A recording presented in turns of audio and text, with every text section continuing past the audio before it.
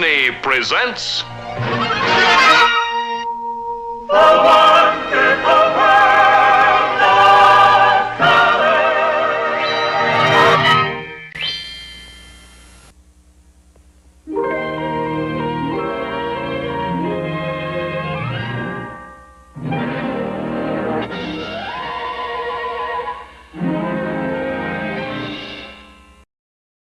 You know, it's true that the world actually does seem to be getting smaller and smaller and smaller. Oh, let's don't overdo it now. You know, it took Christopher Columbus about 2 months to cross the Atlantic Ocean and probably a couple of years to get ready for the trip. But with today's rapid transportation, crossing the ocean is just a 4-hour ride to get someplace where you can start traveling. And you don't have to bother with the details of getting ready. You can relax now. This is the age of the package deal.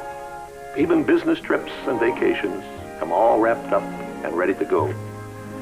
The people who specialize in these package tours are called travel agents. They arrange for transportation, reservation, stopovers, connections, and what have you.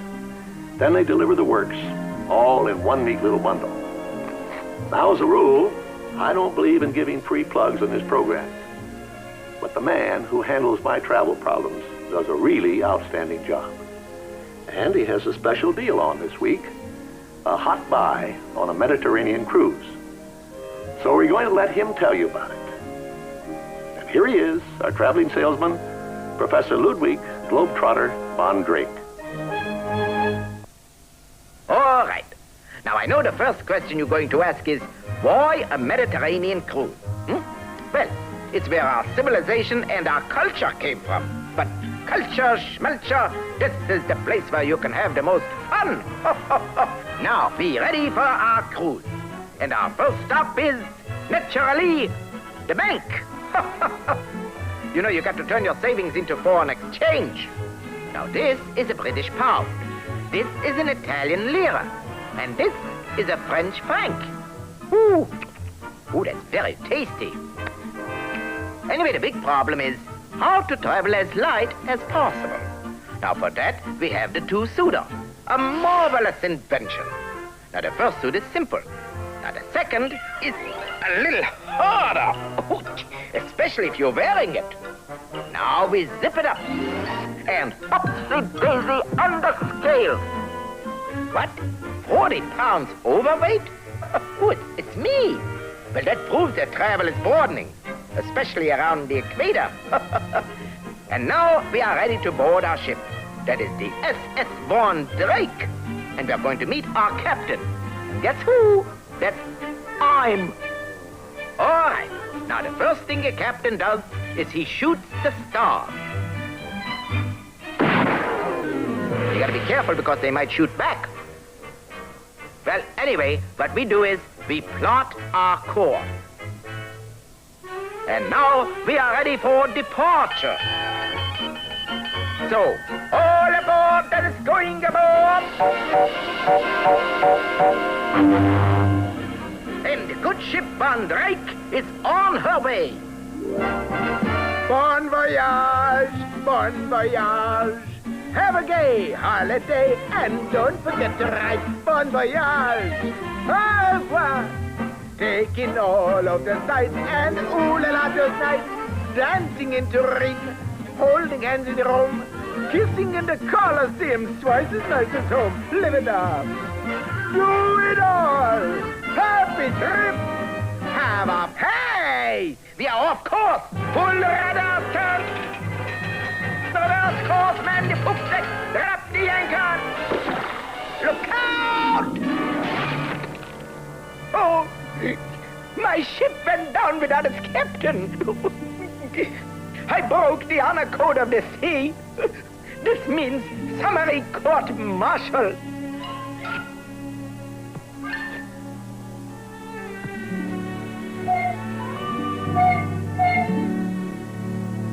Something screwy going on around here. Well, what do you know? We are in Portugal. Ooh, what luck. It's Corrida time. And you know what that means?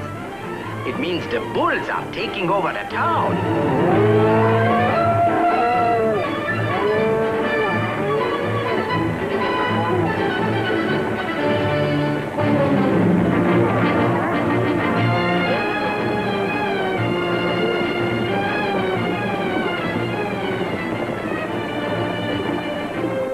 On the way to the arena, they send some of the bulls down the side streets for the amusement of the residents. It's a wonderful chance for the amateur torero to find out if he's got the stuff to be a real pro.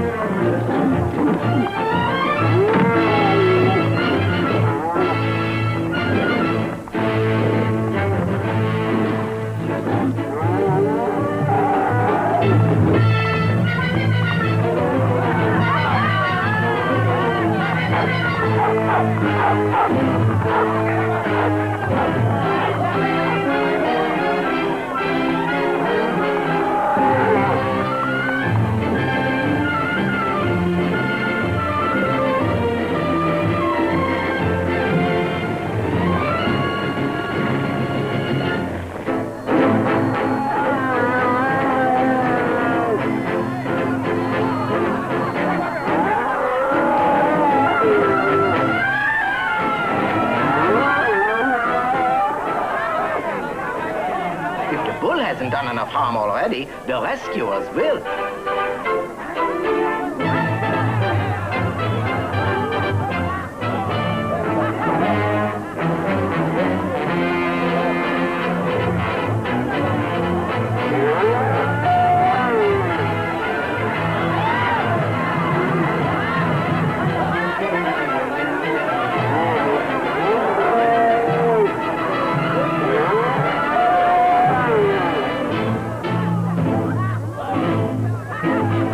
When a guy is bowled over, it's up to his friends to attract the bull's attention.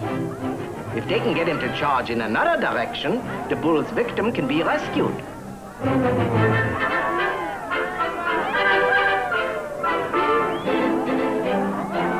In these contests, odds of 100 to 1 is considered safe. People's to bulls, that is.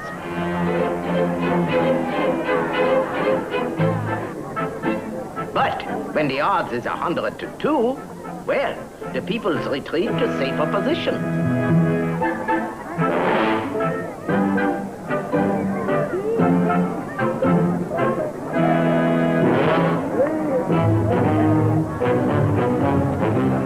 But it's here in the bull ring that the big league Portuguese fighting bulls can really strut their stuff.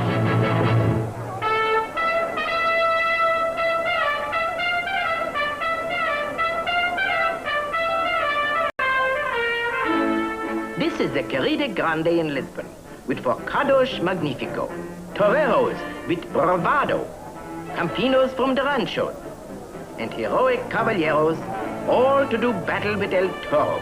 That's the bull, El Toro. But El Toro has all the advantages here, because here in Portugal, they never kill the bull. They never even throw the bull. They just humiliate him.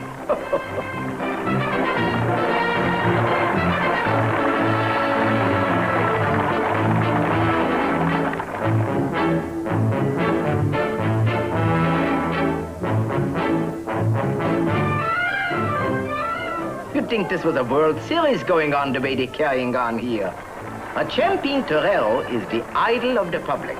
He's the Joe DiMaggio of the bull game.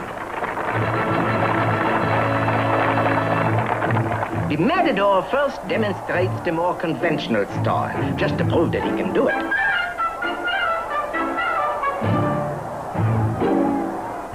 For this routine stuff, the matador's sword is concealed beneath his cape. But for the climax, he throws the sword away. Unarmed and defenseless, he stands before the enraged bull. So, what does he do? He just touches the spot marked X. And the frustrated bull is led away to fight again another day. But wait till you see the main event. This features the famous forcados, the bravest of the brave. One of the forcados offers a talisman to a pretty girl as a token of luck. And believe me, these kids is gonna need all the luck that they can get. Now, armed only with their bare hands, these nuts is gonna try to throw the bull. And who is the bull's first victim? Old Lucky Forcados himself. This kid ought to ask for his good luck charm back, because it's not working. If you want to immobilize the bull, the trick is to make personal contact.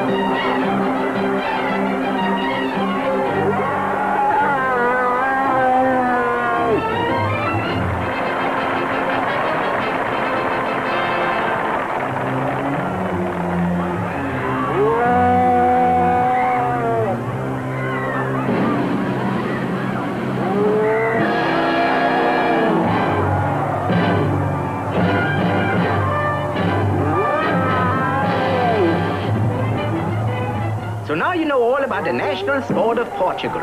It's called touch bull. Any volunteers? All right. Now we continue our trip right through the Straits of Gibraltar here. And boy, that's gonna be a tight squeeze, I tell you. Now these famous straits are dominated by the mighty Rock of Gibraltar, the symbol of strength and firmness. And as long as it stands, we are safe. Oops. Well, I hope it was insured. Anyhow, maybe they better change the name of the place to Pebble Beach or something. But the main thing is that we made it. And we are steaming to the sunny shores of La Bella Italia. Which brings us to a very important subject in travel, the language barrier. That's where a good phrase book comes in handy. Now let's say, for instance, that you want to ask a young lady, where is the nearest pizza parlor?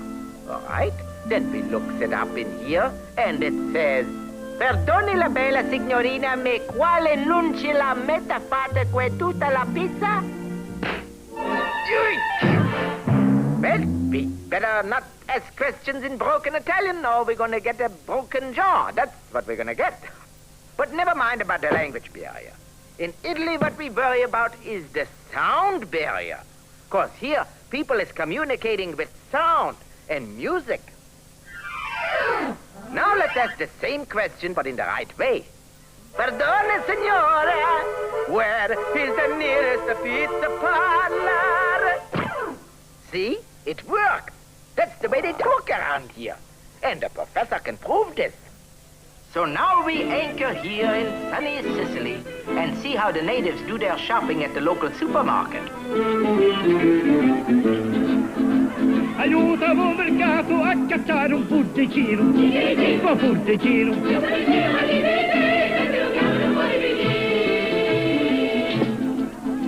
Aiutavo mercato a cacciare una gazzina, ma la gazzina.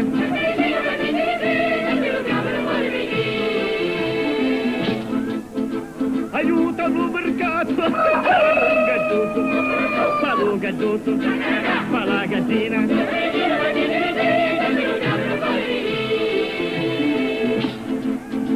Aiutavo mercato a cacciare un porcellotto, ma porcellotto, ma lo gazzotto, ma la gazzina.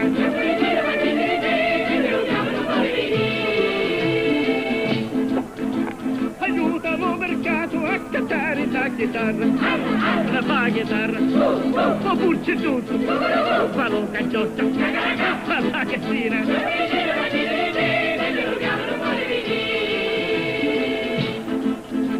Aiutano mercato a cantare la trombetta, la fa trombetta, la fa chitarra, ma forse tu, ma lo gazzotto, ma la gazzina.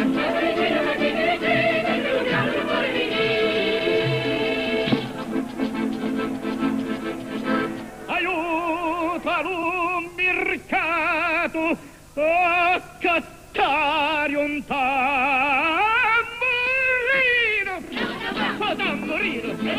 qua ciuffetta, una fatitacca, ma curto tutto, allora asciutto, alla gattina.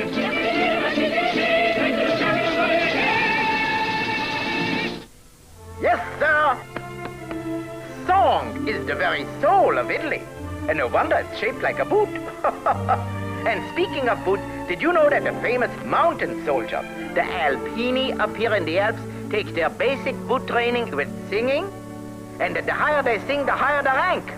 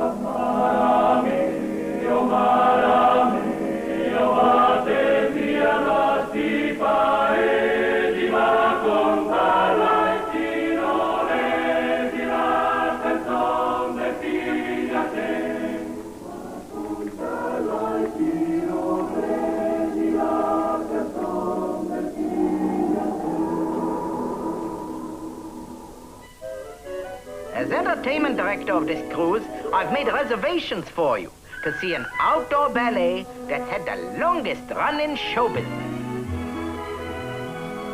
It's playing up here in Venice, where everything is on water, even the freeways. The play is called The Blonde and the Gondolier. And you know how long it's been running? 300 years. No wonder. Ooh, wait until you see that blonde. Ooh.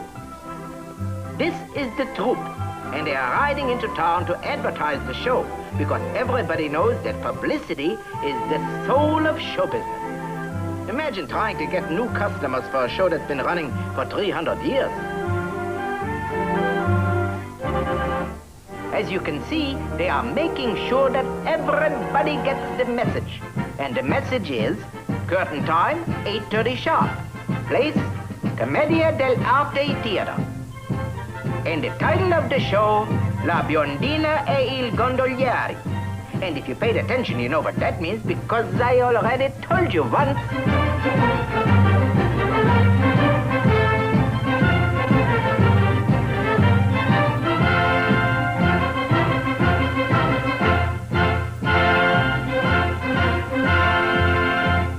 And here are the stars. The blonde is the one in the front seat, in case you're wondering. And this backseat driver is the gondolier. He thinks his passenger's pretty cute, and she thinks so too. Anybody in the streets of Venice can tell you the story. Come to think of it, I don't see any streets. So maybe I better tell it to you in my own in my own way. You see, the gondolier only drives this water taxi in his spare time. He's also a clown in the ballet. And he would like to take Blondie to the show so that she can see how important he is. But first, he's got to get acquainted with her. And I think she's going to see to that.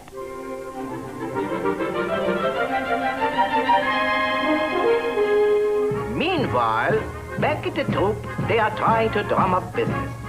That's an expression that originated right here in Venice.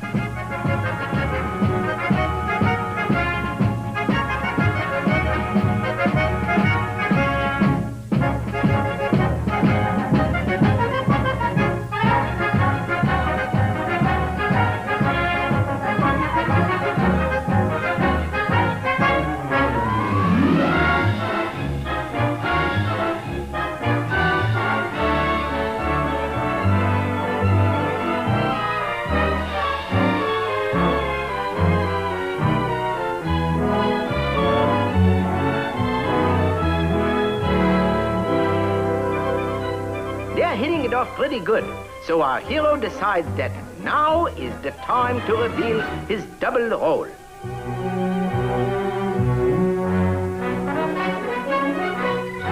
So they are off to the theater.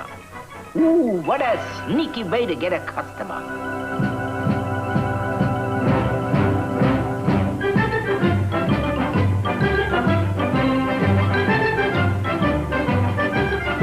Almost curtain time. And the suckers, the audience is in place. And as soon as our clown gets Blondie to join them, he's going to ditch her and frolic with two of the cuties in the cast. Now, if this confuses you, you isn't alone. Just think of what it's doing to me, because I am the one that is trying to explain the whole thing.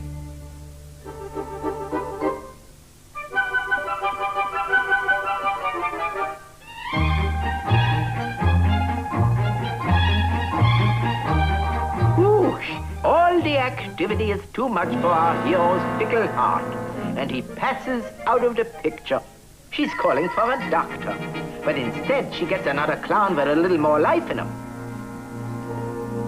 Even Blondie could go for this substitute, but he too wants to play ball with a ballerina.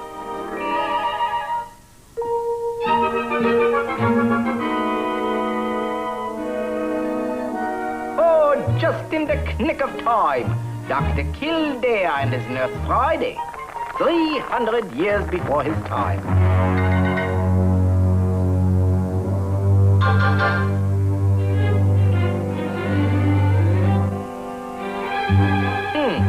And you thought that we was the ones that invented wonder drugs.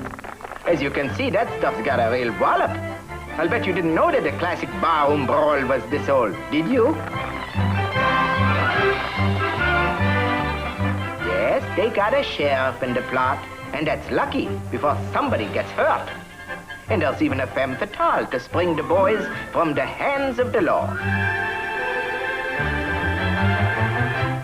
And so, like all plays does, it ends happily. At least until the next episode. But for that, we got to come back in another 300 years. See you then.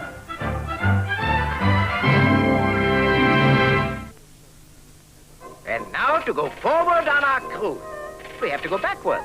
That's right, backwards in time. Because here along the South Mediterranean, they got ancient tribes living just like they did 2,000 years ago in Sarah's desert. But if we don't want to get lost in this big sand lot, we better hire an experienced desert guide. And here he is, Ludwig of Arabia. Salam, oh my friend. Your servant will conduct you safely across the yellow sand to the black tents of the blue men of Morocco.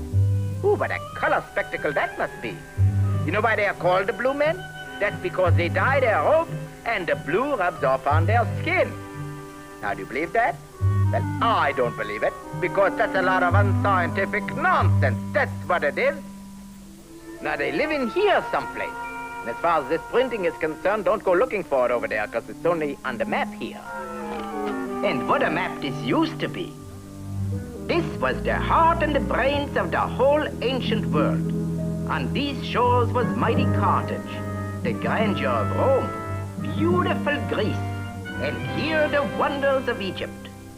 But today, all that remains of these classic empires is just a bunch of rocks and ruins. All around the rim of the Mediterranean basin, you can see the evidence of these great cultures.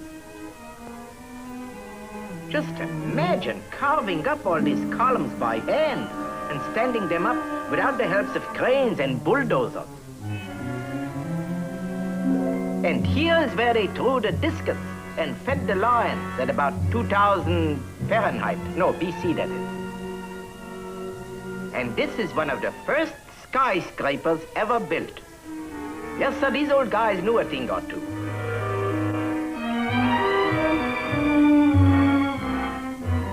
Look at this temple in the ancient city of Palmyra, carved in one piece out of the solid mountain. It's sort of an ancient Mount Rushmore. Well, time and wind and medieval termites has messed up all the wonderful work. And the people that planned and built it has vanished away and can only be found in history books. But over here in Morocco, in the shadow of the Atlas Mountains, is Marrakesh, the capital and gateway to the Sahara Desert. The city that's not so cultural, but it's livelier, and it's been jumping for over 2,000 years.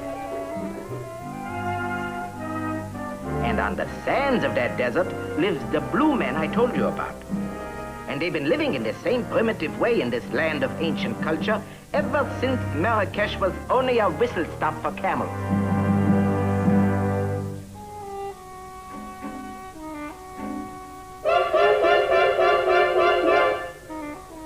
But once a year they have to go to town for groceries, some new duds, and to freshen up. So they launch their ships of the desert and head for the big city. Well, after a couple of weeks, you get pretty tired of sand in your soup. But then suddenly, a Miraji. No, it's Marrakesh. This is the great marketplace. It's sort of a combination supermarket, midway, and bazaar, all in one. This is the quick lunch counter, where our blue friends can order the blue plate special, fried grasshoppers. Barbershops haven't changed in 2,000 years either. Here you can get a shave and a haircut, and all in one place, too. And barbers haven't changed either. He's been yakking all that time, non-stop. Meanwhile, you may ask, where are the blue ladies? Well, where do you expect? At the beauty salon. This season, the popular fashion is a henna treatment, but not for the hair, for the hands.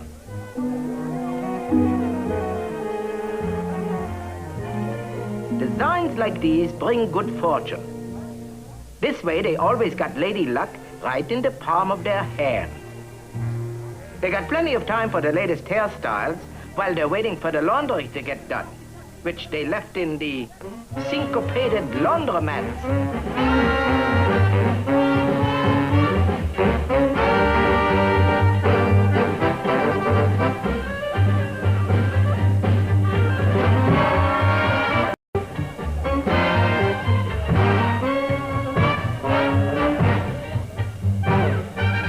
And of course, our blue men visit the hot spots.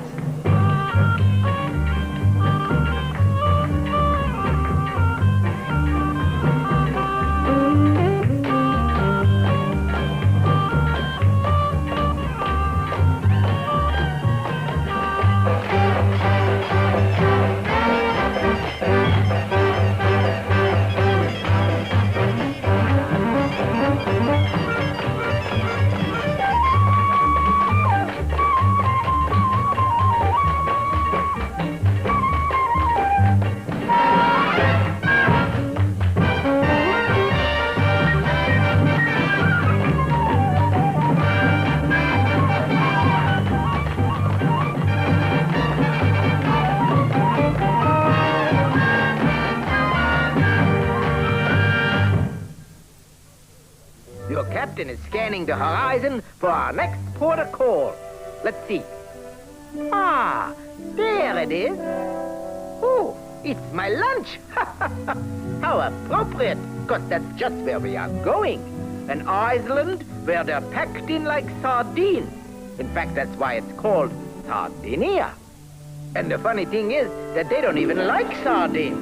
What they are really nuts about is tuna, as you will see when we go out with the fishermen to catch the world's largest sardine.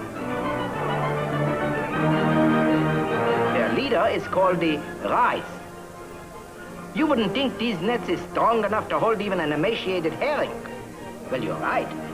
You see, tunas is like sheep. They follow the leader. So these nets makes a passageway to an underwater corral which is stronger and which has no exit. When all is ready, the big rope is laid out so they can attach the nets to it.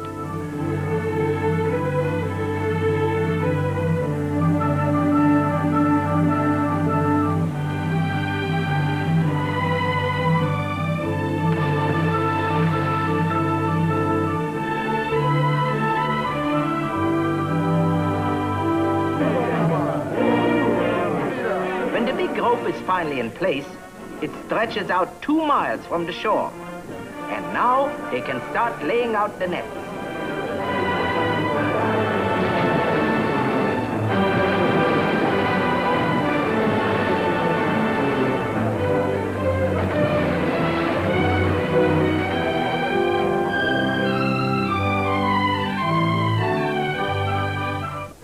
This cross marks the entrance to the tuna corral. The hardest part is just sitting and waiting to see if the tuna is taking that tricky freeway down there. There's one. They're tossing out lures to bring the fish up to the top.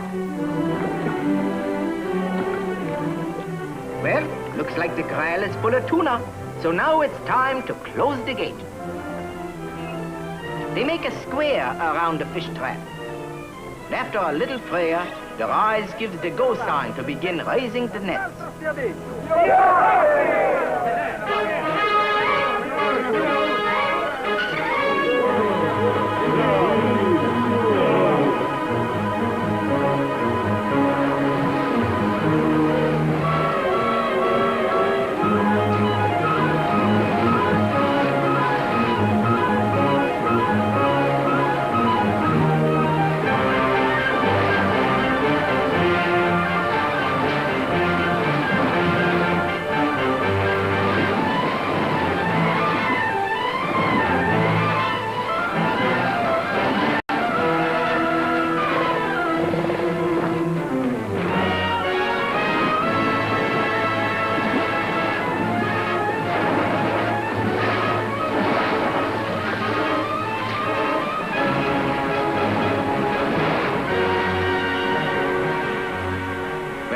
Lays down his oar, it's the signal to start gaffing.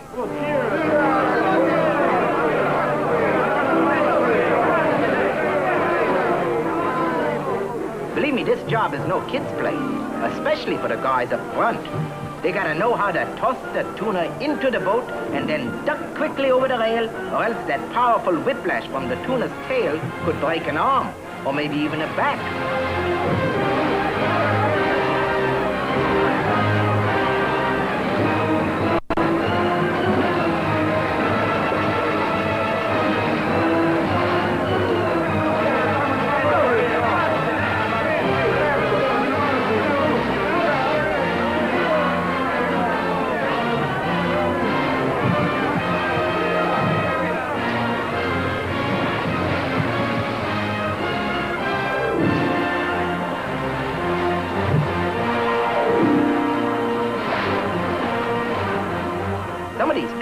And here's one of them, weighs almost half a ton.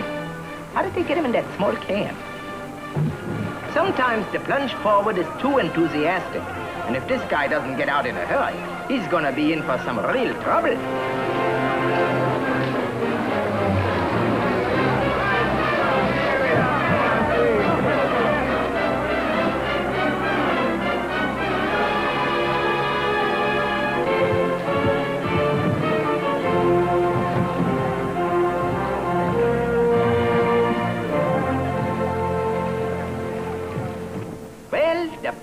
day is over and our Sardinian tuna fishers can make their run for home with light hearts and a heavy cargo. I think maybe you'll agree with the professor that these hard-working boys have earned a little holiday. And like all hard-working Isaac Bolton, they can hardly wait to show off their catch to their wives. Then, of course, the catch is canned. Otherwise, how would so many of you ladies be able to order that dainty tuna salad sandwich for your lunches? All ashore, what's going ashore? We're getting off because now we have come to the real fun part of our cruise. Souvenir hunting. Now, all over the Mediterranean, they got what they call flea markets, where you can buy almost anything you want. Anyway, you are always sure to come away with something. Ooh. You know, people pick up a lot of precious mementos, such works of art as fancy chapeaux, native jewelry, hand-painted old masters, genuine brand-new antique paperweights, and vases, or is it vases? Well, whatever it is, when it's empty, it is really a musical instrument, see? Well, this is definitely not a musical instrument, but who cares? It's a wonderful vintage. Now, in this part of Sicily here, they call this clay tuba a quartara, and they play it at the festival of the decorated horse cart. And the overture has already begun.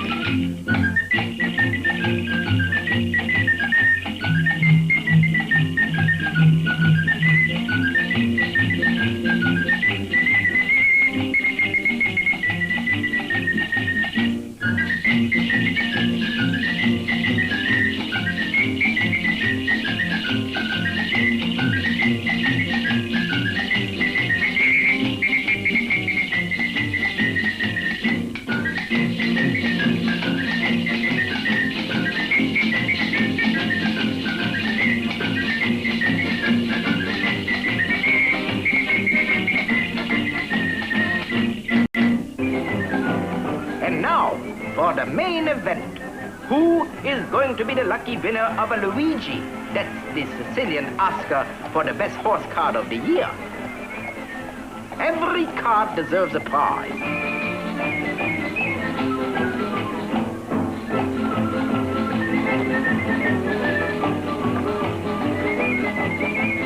Every horse is wearing his fanciest bonnet. I guess this one just couldn't make up his mind.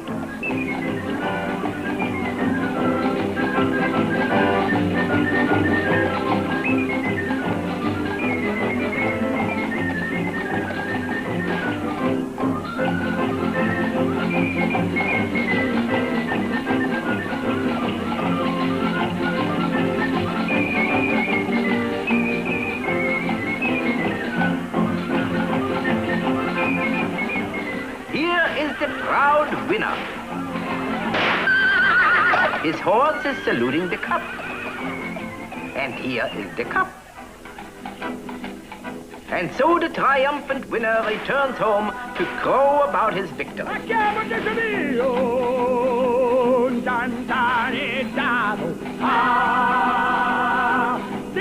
che ne venna, che se ve sono. La prima volta che Santa Fiastavo e lì mi giocavate a Caporolo.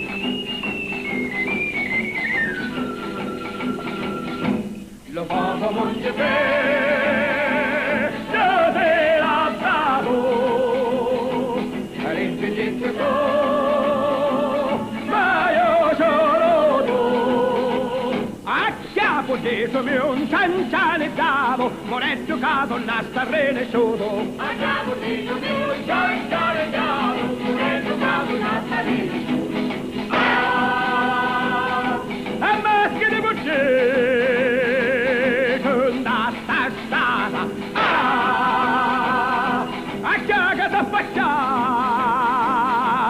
la vestiva alla un giallo cuore indicata e non la sceppono d'ora di vita.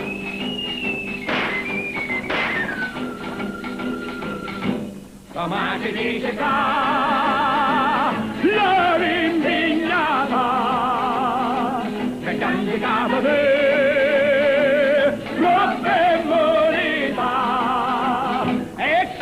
giorno fatto una spatata e ce la troppo sarra maggiorita. E parla qualche giorno sta spatata. Sì!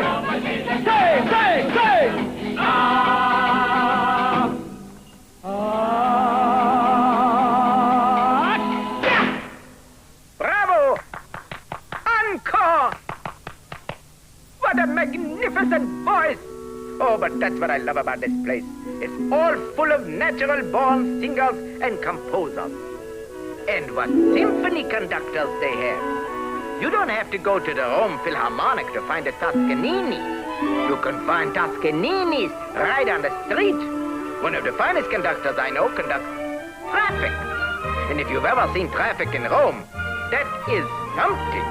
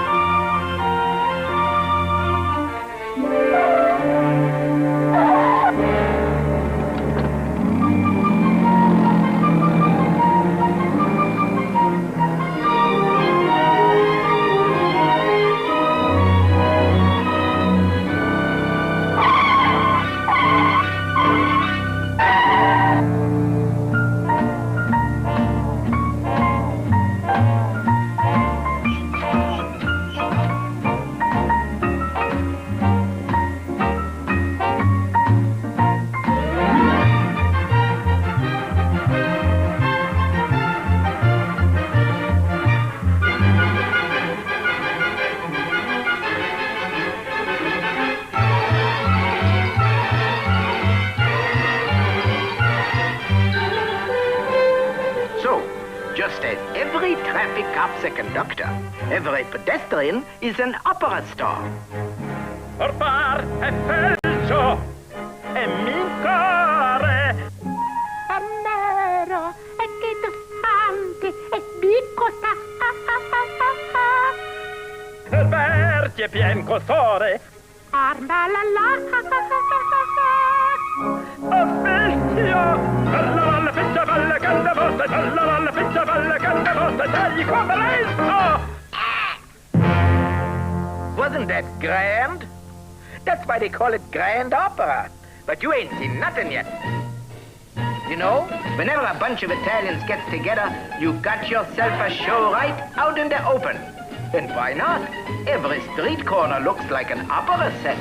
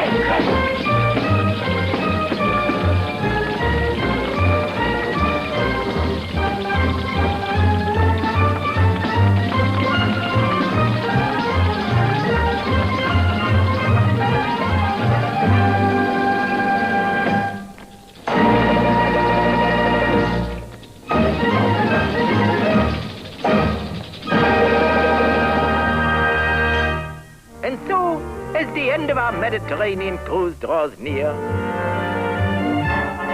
Bon voyage, bon voyage, lived it up, had a ball, and now it's time to say, bon voyage, bon voyage, bon voyage.